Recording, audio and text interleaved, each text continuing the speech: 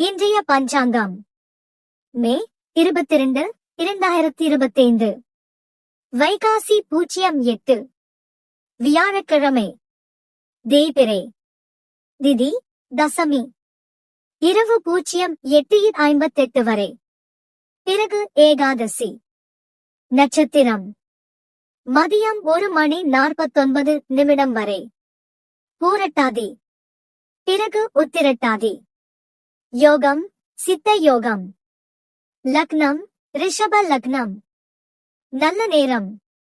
காலை 10:30 முதல் 11:30 வரை மாலை 12:30 முதல் 1:30 வரை கௌரி நல்ல நேரம்